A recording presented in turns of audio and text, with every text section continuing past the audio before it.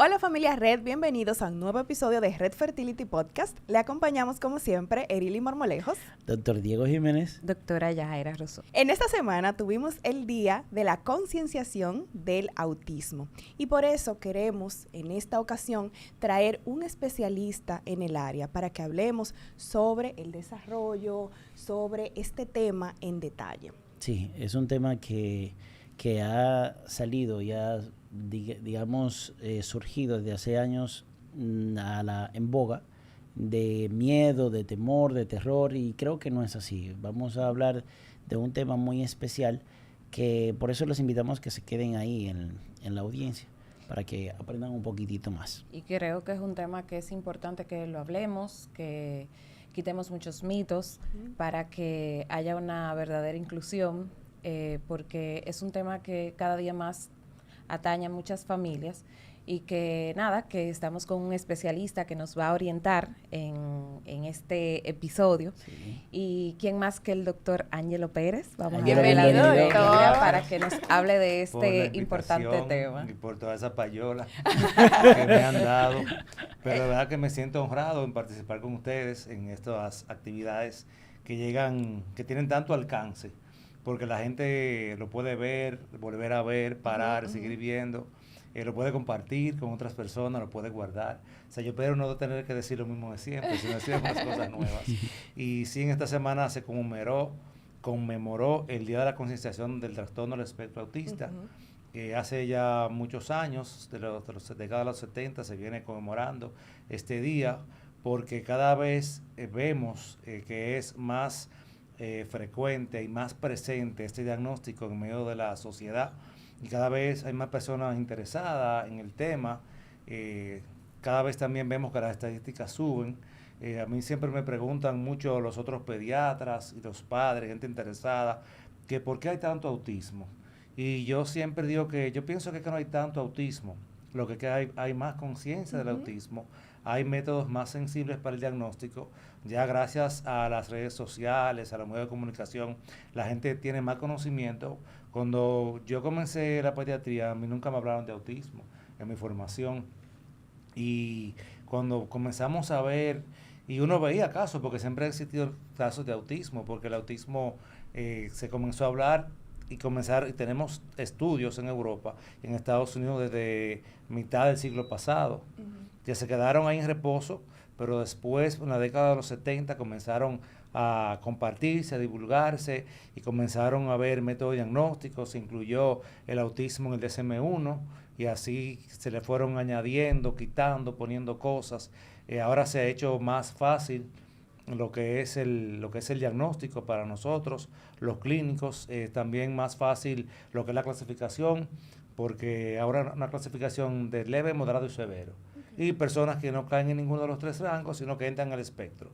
Entonces, por eso ya vemos que ya los padres van al diagnóstico, a la consulta, y dicen, yo quiero que tú me digas si mi hijo tiene autismo. Que eso antes, cuando para uno decir que un niño tiene autismo, antes uno lo pensaba y lo preparaba. La terapia, los y padres. uno mismo se decía, ¿se lo digo, no se lo digo? Sí. Cuando uno le decía a una gente, yo pienso que tu niño puede tener autismo, la gente hasta se iba y no veía más nunca la consulta. Era un estigma. Sí, sigue siendo un estigma social.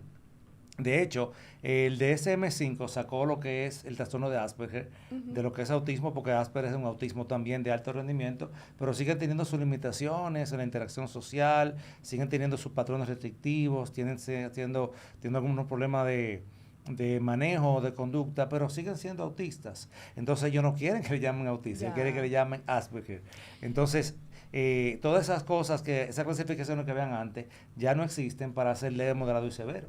Yo pienso que eso viene dado porque desde que se menciona la palabra autista, se va directamente a ese autismo severo, donde el niño no tiene ningún tipo de desarrollo, no verbal, muchas veces. No habla, hace crisis, y ven que es un niño no funcional. Entonces, por eso viene eso del estigma, de que no quiero que digan que mi hijo es autista, pero sí vemos que hay niños que son autistas y que son totalmente funcionales, que son niños que se desarrollan normalmente, porque eso no es una enfermedad, es una condición de, como mismo dice el lema, de ver diferente el mundo. Claro.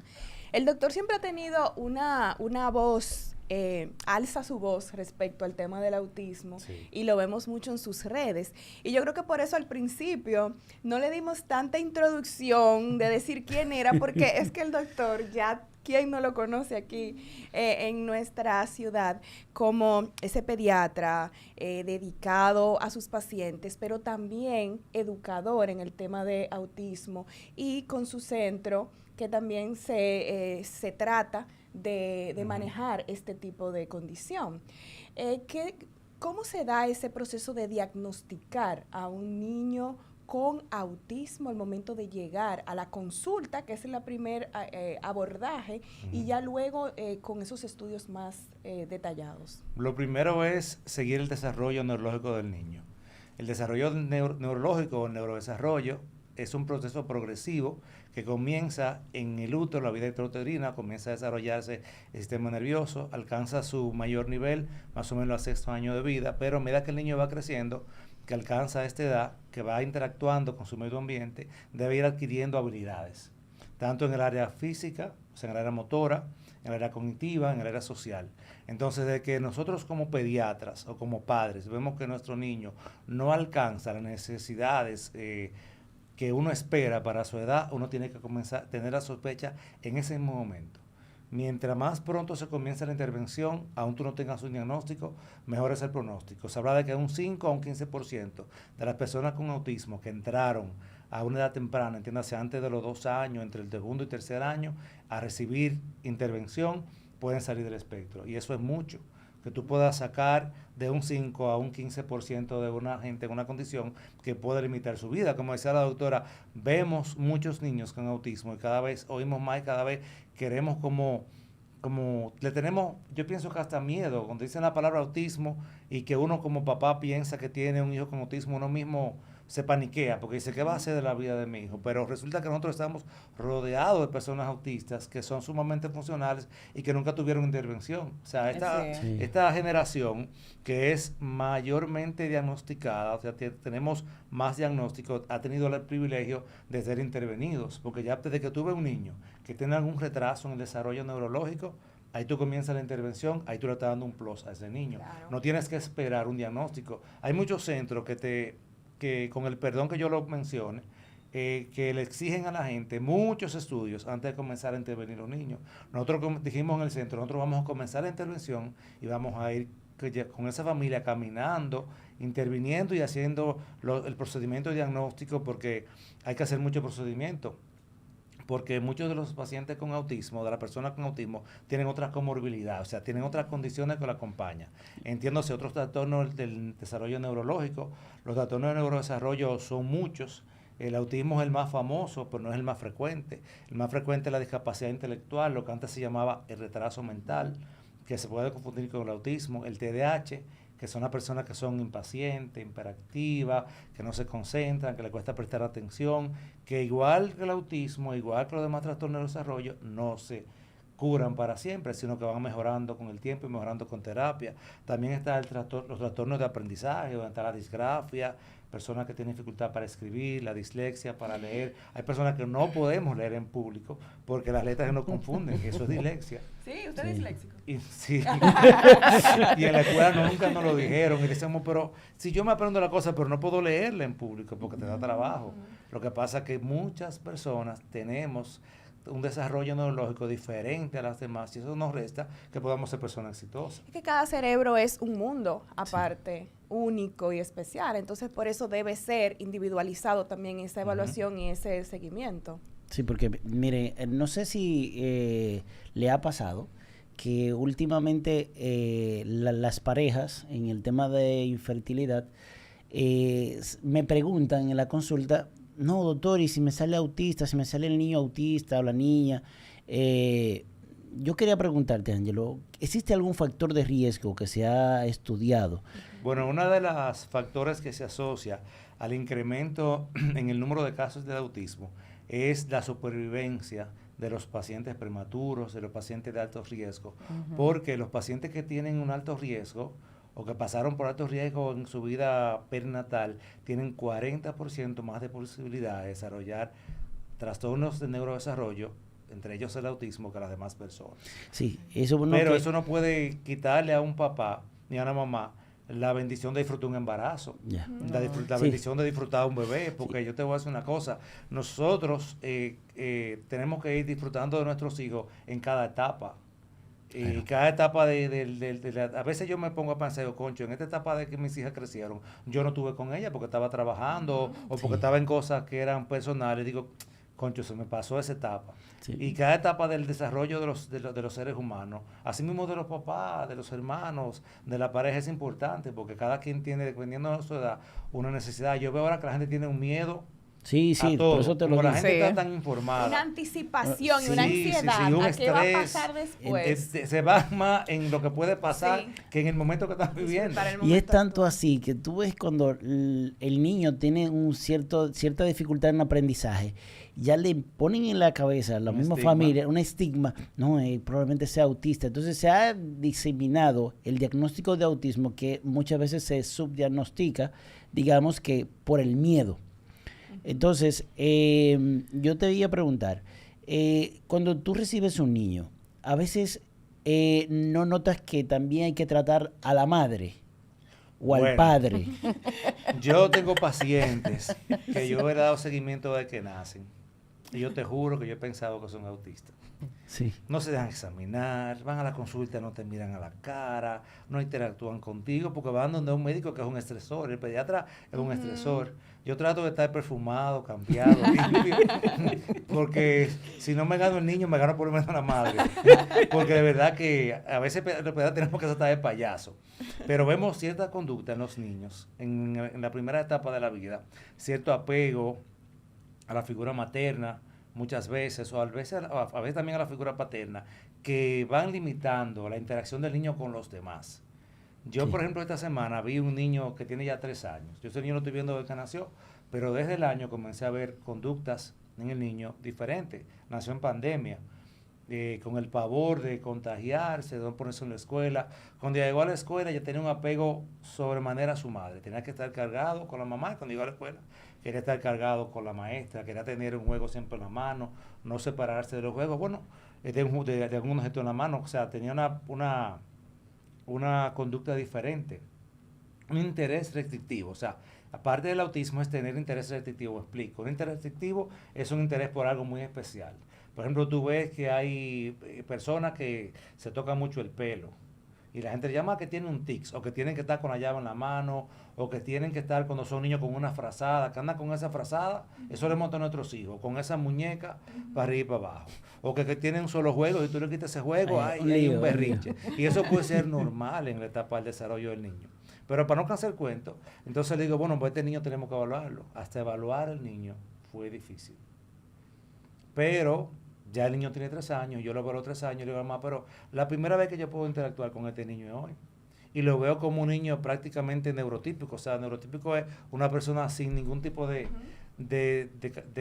capacidad diferente a lo que yo presumí que tenía, porque tenía un apego exagerado a la mamá, una familia con una estructura y con un manejo diferente al que el niño necesita, porque toda la familia, la mayoría, somos disfuncionales.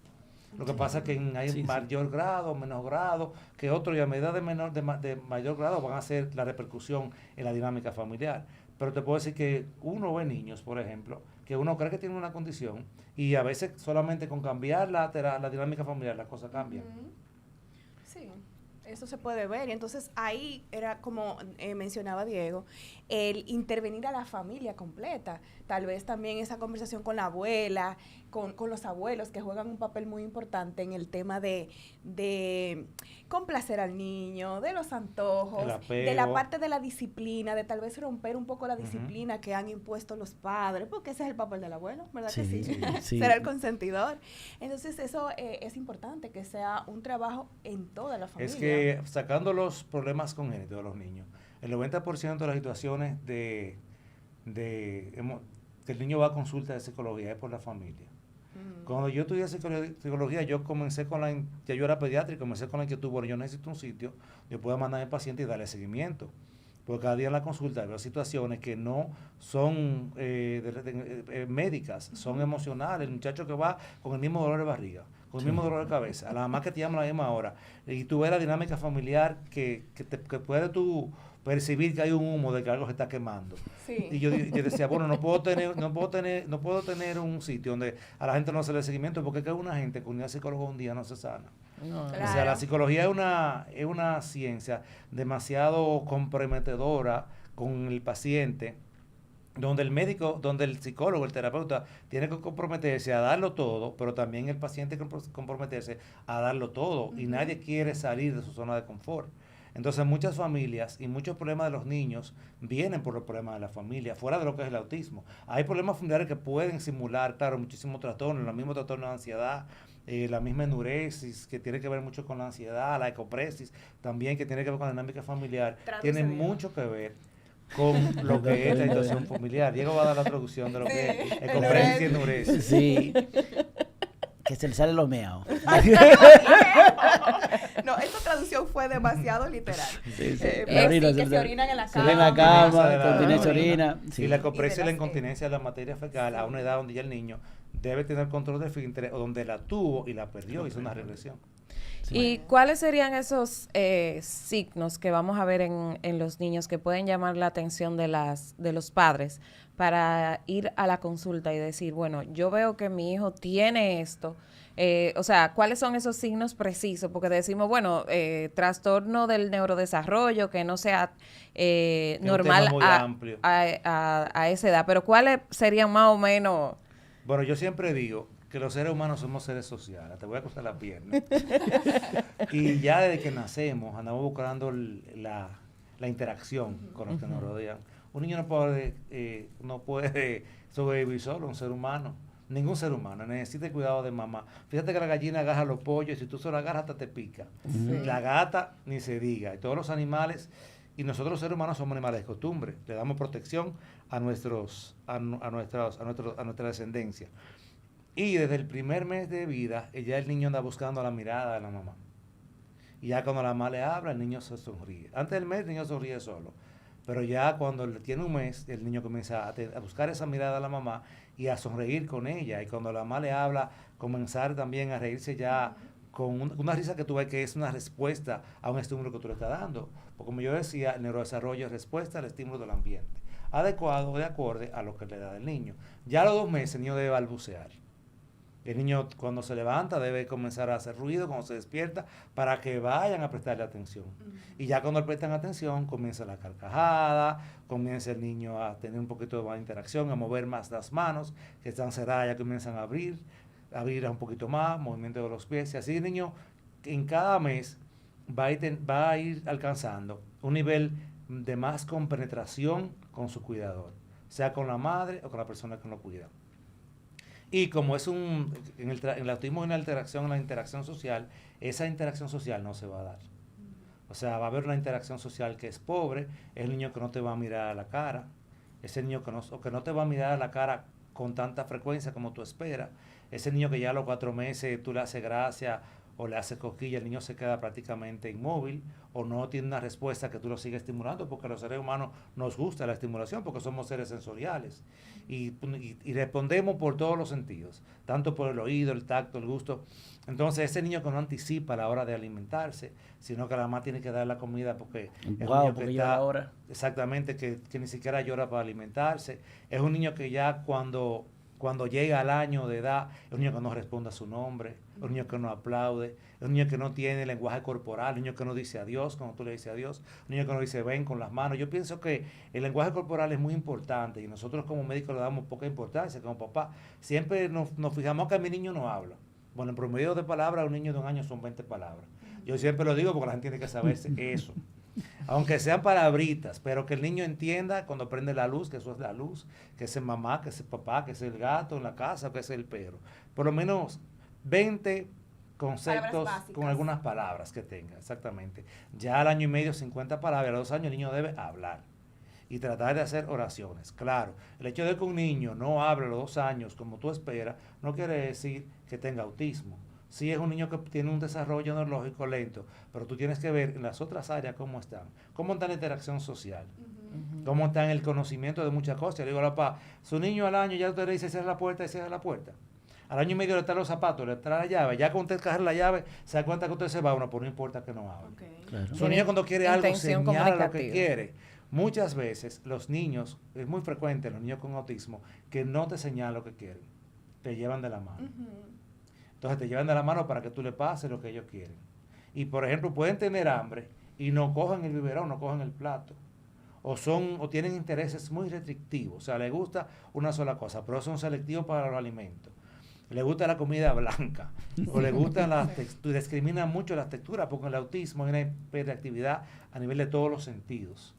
Por eso se tapan los oídos, cuando oyen ruido, es característico que muchos niños se tapan los oídos, pero no todo el niño que se tapa los oídos es autista, y no todo el niño que no se tapa el oído deja de estar en el espectro, porque otros lo hacen con los alimentos, otro es que no le gusta que le toquen ni siquiera el pelo, que lo lleven a pelar, otro le molestan los sellos de la camisa. Hay que poner atención a todo lo que es la hiperactividad sensorial, la alimentación, el oído, el gusto, hablamos de alimentación, el tacto, tocar textura, a algunos les gusta mucho tocar algún tipo de textura y discriminar otros, o sea, rechazar cuando le ponen la mano a otro tipo de textura, incluso hasta en la estimulación visual. Hay niños que tienen sensibilidad a las luces, a los colores muy fuertes, discriminan algunos colores. Ellos desarrollan un tipo, el niño autista o el adolescente o el ya persona mayor, que se ha afinado a esos sentidos del tacto, del gusto, del olor, del olfato, algo superior que a una persona normal. Tú sabes que antes decían que cuando una persona pierde un sentido, otros se desarrollan más. Yo me acuerdo que tenía una tía abuela, que mi tía abuela perdió la vista, pero mi tía abuela también era sorda y era sordomuda. Pero su único sentido que tenía, o sea, ya no tenía oído, no tenía manera de comunicarse hablando y había perdido la visión. Pero ella mantuvo sus otros sentidos. Por ejemplo, ella de tocarte y ponerte la mano por tus facciones, sabía quién tú eras. De su sobrino nieto. De tú le escribías en el brazo tu nombre, se da cuenta quién era. Mi tía tejía siendo ciega, porque aprendió a tejer con por visión. el tacto. Exactamente. Mi tía limpiaba su habitación, arreglaba su cama, siendo una persona ciega, porque sus otros sentidos se mantuvieron. Entonces, como hay una hiperactividad sensorial, algunos sentidos se estimulan tanto que los niños con TEA tienen habilidades que otros, incluso hasta en la memoria y en muchísimas otras áreas más, se destacan muchísimo. Por eso, cuando yo veo a un niño que está en el espectro, le digo al papá, no te preocupes por lo que no hace, preocúpate por lo que hace. Y en base a lo que él hace, por ahí tú tienes que desarrollar esas habilidades, porque vemos niños que tienen habilidades en muchísimas áreas que tú hasta te sorprendes y los papás ni siquiera se dan cuenta. Yo veo niños que tienen habilidades en la matemática, en decirte fechas de años y fechas de cosas que pasaron, tú dices, ¿por cómo lo hacen? O en el arte, o en algún deporte. Deporte. Entonces, eso que usted dice es explotar esas capacidades que son, y eso debe ser yo creo que en todos, incluso en los niños neurotípicos, porque también estamos muy acostumbrados a que el niño debe seguir un patrón de estudiar, hacerse de tal profesión, y más si en la familia hay muchos, por ejemplo en su familia muchos médicos, pues y que todo todos tiene lo que sean, ser médico. pero al niño le gusta la pintura, quiere ser artista, quiere cantar, quiere pintar, los obligan. Entonces los obligan a variar y eso pues eso va a pasa tener hasta sus con las repercusiones. profesiones, mucha gente hace una profesión porque su mamá quería, o su papá quería, y después entregan los títulos. Y, por ejemplo, yo insisto mucho con los padres de que los niños deben estar en algo de arte y en algo de deporte, pero debe ser lo que a ellos les gusta. O sea, a veces es lo que nos queda más cómodo, lo que más nos gusta a nosotros, debe ser lo que el niño le gusta, porque cuando tú haces cosas que son placenteras, tú generas en tu organismo áreas cerebrales que se vayan estimulando, tú eliminas el estrés, tú haces la cosa con más facilidad, las cosas fluyen más y a la larga te sientes mejor como persona.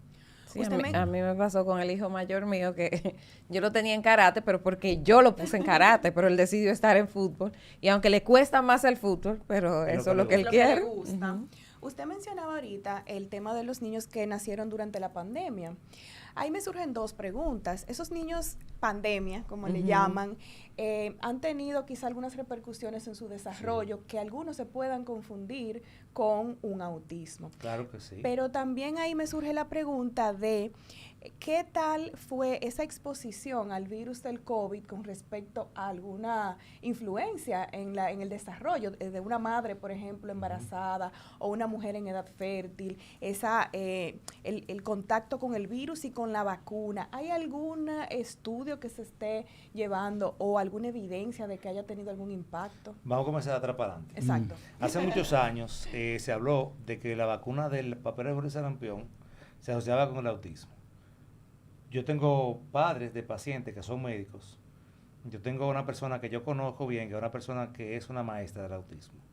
Ella es dominicana, vino a estudiar aquí, se fue a Estados Unidos a hacer su carrera, su especialidad, pero le tuvo un niño con autismo, no entró a la especialidad, y después tuvo 2 niños con autismo más. Y ella me dice, mira, yo te juro que yo pensaba que mi hijo desarrolló autismo después que yo le puse esa vacuna.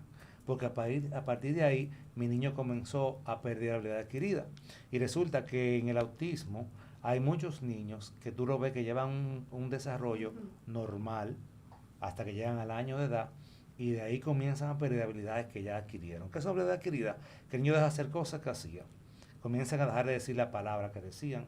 Comienzan a dejar de comportarse como un niño de menos edad, sobre todo en el área social. Una regresión. Exactamente, hacen una regresión, ya no socializan. La área social tiene que ver mucho con la comunicación, ya no se comunican como se comunicaban y eso es un signo de alarma importante en lo que es el autismo. Yo pienso que si yo he dicho algo aquí que debe quedarse, que muchas veces la gente no lo toma en cuenta, es eso. Cuando tú ves un niño que pierde habilidad adquirida, que ya no dice la cantidad de palabras que decían. Yo me acuerdo que tengo una paciente que yo la ingresé un fin de semana a la madre porque ella se dio un golpe. A los 2 o 3 meses fue un trauma de cráneo leve, pero vomitó, y la dejamos en observación. Y la señora fue a los 6 meses y me dijo, mire doctor, después que ella se dio ese golpe, ella dejó de hablar, dejó de tener interés por la familia, dejó de relacionarse. Ella es una persona después de ese golpe. O sea, a esa madre le pasó lo que le pasó lo que pasó con la vacuna. De hecho, a la persona que habló de la vacuna, de la coincidencia de la vacuna del sarampión con el autismo, fue una persona que perdió su licencia médica en Inglaterra. Y eso fue ya en el siglo pasado. Pero la gente sigue teniendo miedo con el autismo, con la vacuna. Muchos niños comienzan a presentar signos de autismo antes de no ser vacunados. Lo que pasa es que como uno está esperando que se vaya desarrollando, uno se da cuenta ya después que tienen 1 o 2 años de edad, que es el periodo en que uno se llama el autismo diagnosticado, entre el 1er y 3er año de edad. Entonces, en cuanto al COVID, yo personalmente no he visto. Perdona, que nótese que el hecho de que haya pasado no se deje de poner la vacuna. Claro que la vacuna no tiene contraindicación. Yo pienso que hay 2 cosas que han revolucionado la medicina, son los antibióticos y la vacuna. Claro, Sí, totalmente. pero hay que decirlo porque cuando que fue la vacuna que dijo el doctor que le estaba dando autismo al muchacho.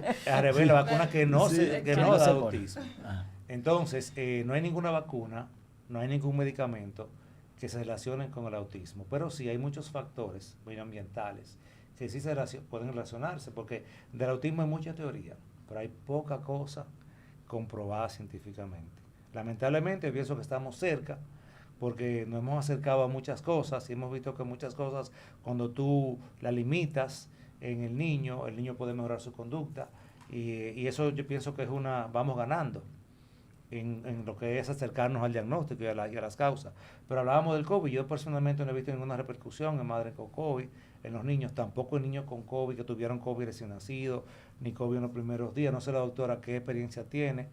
El COVID a los niños prácticamente le hace muy poca cosa, igualmente en el aspecto neurológico. Y su otra pregunta fue la repercusión de cómo algunos niños tuvieron un retraso en su desarrollo durante la pandemia y ahora quizás pueden confundir los padres eso con... Tú sabes que en la pandemia, en vez de alejarnos, en vez de acercarnos, con el tiempo que tuvimos restringidos, encerrados, mejor nos alejamos, porque nos fuimos refugiando en las redes sociales. Yo no tengo nada contra las redes sociales, pero yo pienso que ha sido un arma de doble filo que ha beneficiado mucho porque estamos en una plataforma, una red social que va a alcanzar a mucha gente. y que va a servir para orientar a mucha gente, pero cuando nosotros nos hacemos dependientes, porque me incluyo, de tener que ver la noticia de lo que pasó aquí, lo que pasó allí, la gente que sube mucho, que postea muchas cosas, que cuánto like tengo, que cuánta gente alcancé, que qué pregunta tienen sobre lo que yo, el aporte que pude hacer, porque es un arma de estímulo y respuesta. Yo pongo, pero estoy esperando y mandando una respuesta. Entonces, ¿qué pasó en ese tiempo? En ese tiempo, la familia se introdujo mucho en las redes sociales o en los medios electrónicos, para no decir redes sociales, porque también los videojuegos y todas esas cosas tienen mucho que ver con restringir la interacción en la familia. Y yo conozco a personas adultas y personas de todas las edades que usan videojuegos y se separan también de su familia. Entonces, los niños perdieron esa interacción con los padres por estar en los celulares, en los videojuegos, en la tableta, y el número de pacientes con retraso oral se disparó de una manera exorbitante, porque es que la pantalla, nos dimos cuenta después no se pueden usar niños hasta los 3 años, y cuidado si hasta después de los 3 años, porque el niño no puede interactuar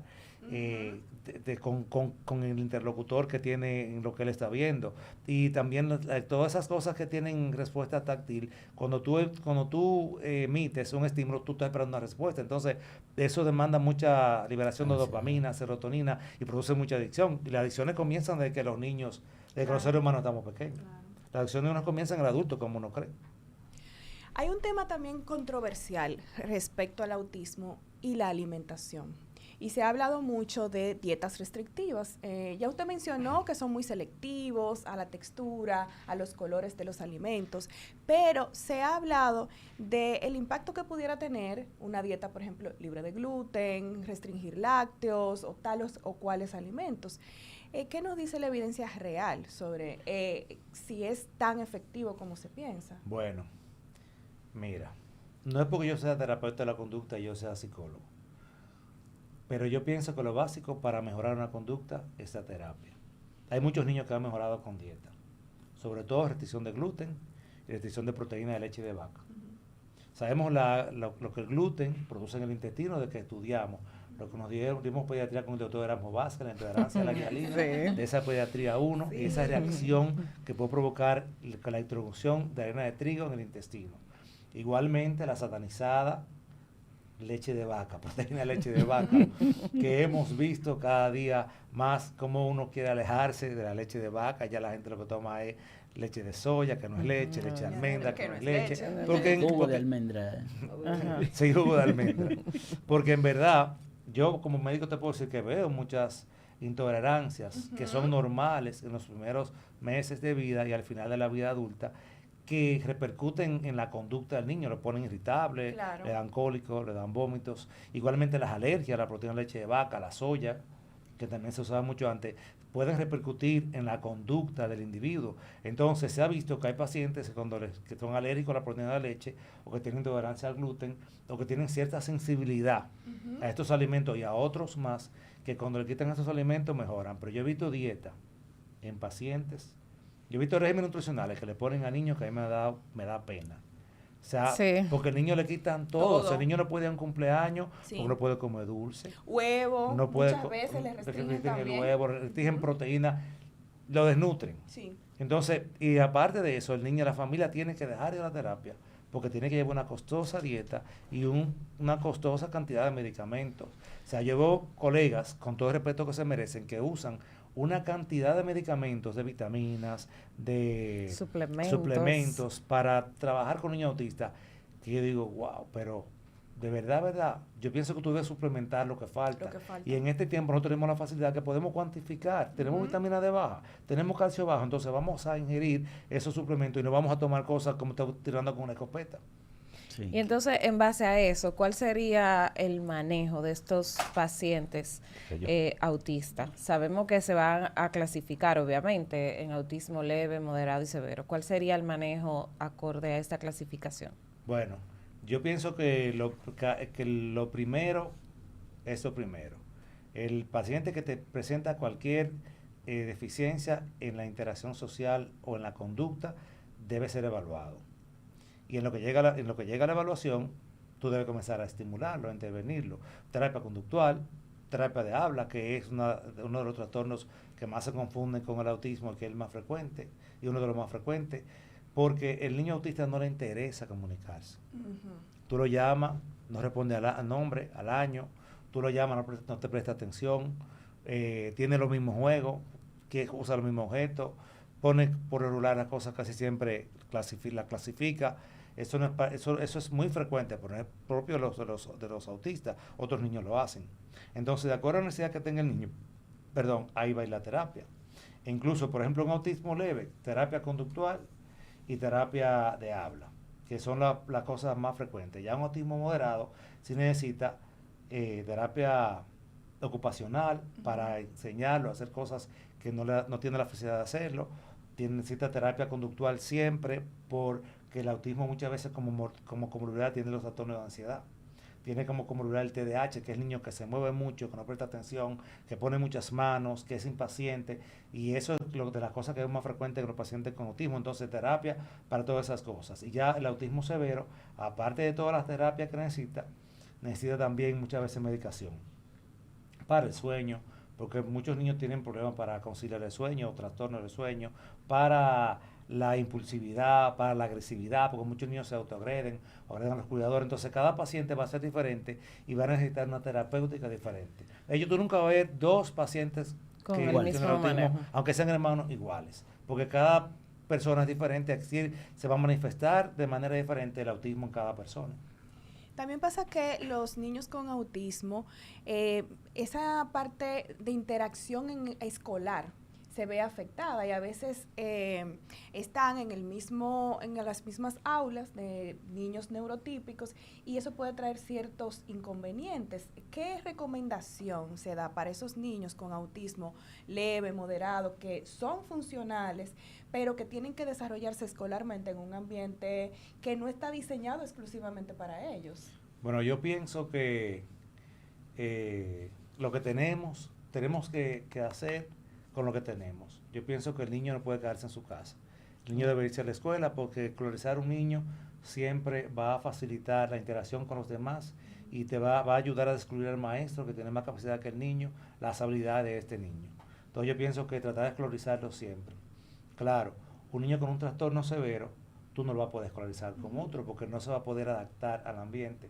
Este niño necesita una educación especial y debe ir a terapia y debe de hacer actividades que puedan fomentar sus deficiencias para ver hasta dónde este niño llegue. Porque lo que hace que un niño sea más severo o más autista que otro es su discapacidad intelectual. Un 70% de los niños con autismo lamentablemente tienen algún tipo de discapacidad intelectual, o sea, un coeficiente intelectual que no le permite aprender como aprenden los otros. Entonces hay que llevarlo hasta donde él llegue.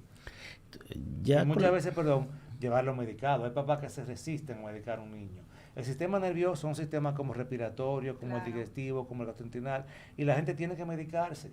¿Cuánta gente tiene trastorno de ansiedad y está en su casa que no puede trabajar, o está en un trabajo que no puede rendir como con las capacidades que tiene, porque no quiere tomarse una medicación para la ansiedad, que yo pienso que es una de las cosas que más frecuente vemos en nuestro medio? Entonces tenemos que desde ahora quitarnos esa venda de las medicaciones para el sistema nervioso, limitarlas. Tenemos que ser abiertos a que si tú tienes una necesidad o tu niño tiene una necesidad, tiene que acompañarse. La medicación siempre va a facilitar la terapia. No hay un buen terapeuta que no se acompañe de un buen psiquiatra, no hay un buen psiquiatra que no se acompañe de un buen terapeuta, porque las dos cosas tienen que ir de la mano. Sí, te iba a hacer una pregunta, ya con la experiencia que tienes de tantos años ya tratando el autismo, que ya la audiencia sabe cómo se clasifica leve, moderado y severo. ¿Cuándo, y quizás no sea una pregunta bien formulada, pero hemos hablado de niños autistas? ¿Cuándo deja una persona de ser autista? Nunca. Porque lo que sucede, hay mucha gente en la calle que son autistas que no saben que son autistas. Adultos, sí. Y que tienen cierta deficiencia o cierta hipersensibilidad con algo que les sale muy bien y para ellos no son autistas. Esas personas que son autistas, a la hora de tener sus hijos, ¿qué probabilidad de tener un niño autismo? Es más alta la probabilidad de una persona que tenga autismo en tener un hermano o un descendiente que tenga autismo que uno que no. Y tú te fijas, en toda la familia que hay personas que estén dentro del espectro, no vamos a decir que son autistas, que estén dentro del espectro, que sean diferentes, que les cueste socializar, que tengan mucho interés por cosas muy particulares y se centran solamente en eso y quieran pasar el tiempo más en eso que con las demás personas, que tengan ya varios divorcios, por ejemplo, dificultad para integrarse en las situaciones laborales, personas que sean muy reservadas, muy calladas, que les cueste interactuar, porque el autismo tiene mucho que ver con la interacción, o sea, con tu poder comunicarte y expresar tus emociones, recibirlas, interpretar también las emociones de los demás. Siempre tú ves que esas personas que entran en el espectro nunca entienden el doble sentido. Y tú ves que son niños que en la escuela se quedan, hacen un chiste y se quedan. Y tú ves adultos como que no lo entendieron. Porque los trastornos de desarrollo, como te digo, nos acompañan toda la vida. Podemos mejorar nuestras habilidades sociales. Si en el caso de lo que tenemos TDAH, podemos mejorar la concentración, podemos esforzarnos un poquito más, pero se nos va a quedar la llave siempre en la casa, o se nos va a quedar el bulto cuando íbamos a la escuela que estábamos chiquitos, o nos vamos a sobrecargar cuando estamos estudiando que tenemos que decir, me tengo que acostar porque no puedo más. No puedo más. Yo lo lo aprendo mañana, porque todos tenemos alguna deficiencia en algún sentido. Sí, de una amiga que no entendía los chistes de doble sentido, ahora se lo lleva de una vez. Se aprendió. Sí, aprendió. Y como yo decía ahorita, hay personas adultas con autismo y hay padres que te dicen, yo quiero que me hagan la prueba, porque por mi dificultad para interactuar, por mis recuerdos de cómo me costaba relacionarme con los demás cuando yo era niño, por los intereses que yo tenía, o simplemente porque se sienten raros, se sienten que no se adaptan igual que los demás, que la palabra que no encaja. Doctor, y cuando hay un niño con autismo en la casa, nace un hermanito o una hermanita, sabemos que el hermano menor tiende a imitar mucho al hermano mayor. Es como que su héroe lo sigue, aprende de él o de ella. ¿Qué tanto puede ser? Y vemos entonces que ese niño menor comienza a desarrollar esas mismas características. ¿Qué tanto puede ser aprendido o imitado de ese hermano mayor? ¿O qué tanto puede ser realmente que también? Tú sabes que si hay un hermano con autismo, los demás tienen un 20% de posibilidades por encima de las otras familias de tener autismo. Y cuando hay un niño con autismo, siempre el niño que viene y el que sigue, el padre debe tener mucha vigilancia en su desarrollo neurológico. O sea, tratar de estimularlo, tratar de chequear siempre cómo está tu interacción con los demás. Y como usted dice, hay niños que las conductas se aprenden, que pueden aprender de un hermano autista y pueden parecer que son autistas, solo uno con mucha frecuencia, pero cuando van creciendo, tú ves que van saliendo del espectro y que era simplemente una manera de uno. Fíjate que hasta los niños en la escuela, nosotros cuando éramos niños en la escuela, a veces hasta imitábamos a un compañero porque admirábamos, y siempre el hermano mayor es el maestro del hermano menor. Por eso uno de los hijos mayores, yo pienso que lo fuñe tanto, le exige tanto, le baja tanto la autoestima muchas veces, porque uno quisiera que fueran el modelo de los otros, y por eso el hijo mayor a veces es el más sufrido en la casa, y el más feliz, el más Doy pequeño. fe y testimonio de eso. Como libre, ya hablo al marido. Claro. Sí, eso es así. Totalmente. Bueno, el tema ha sido muy bueno. Muy bueno, Sí, explicado de una forma que yo creo que la audiencia ha entendido todo lo que hemos conversado, con detalles muy precisos de cómo nosotros identificar esos niños, las conductas, qué pasos hay que dar. Nada, doctor, muy agradecidos de haberlo tenido Yo aquí. también de poder compartir con ustedes mis vivencias. Yo pienso que los médicos donde más aprendemos es con los pacientes. Sí, es Sí, la escuela totalmente. mayor. Y no podemos etiquetar los pacientes, como decían ustedes, tenerle miedo a un diagnóstico. Como yo decía, cada persona puede tener su deficiencia, pero el papel de cada padre es de ese hijo, de los hijos que Dios nos da, sacar lo mejor de cada uno. Porque el defecto vamos a tener todos, pero sacar lo mejor, porque tenemos que tratar de que esa persona sea una persona feliz. Y a veces las cosas que a una gente la hacen feliz, al papá, a los hijos lo hacen feliz. Los papás a veces no lo hacen Claro. feliz, como decíamos con con las profesiones, con el Sí. deporte, como decía la doctora. Entonces hay que ver cuáles son sus habilidades y tratar de reforzar esas habilidades para que la persona pueda ser productiva y también vivir una vida agradable. Claro, ser feliz, esa es la meta de la vida. Claro, y Así que es. además de eso no se lleven ese estigma de hablar, de mencionar la palabra autista. No es malo, no es grave, es solamente una Una condición. Una condición. una condición que es manejable, siempre y cuando sea manejable, pero que a favor de que existe mucho miedo Claro. en la población. Para Dicen eso es- autista y dicen, ¿qué le puedo decir? Así es, por eso quisimos tener este episodio tan especial y por eso los invitamos. Si nos estás viendo a través de Microvisión, ve al canal de YouTube para que también encuentres este episodio, lo veas nuevamente y puedas lo compartir. compartas.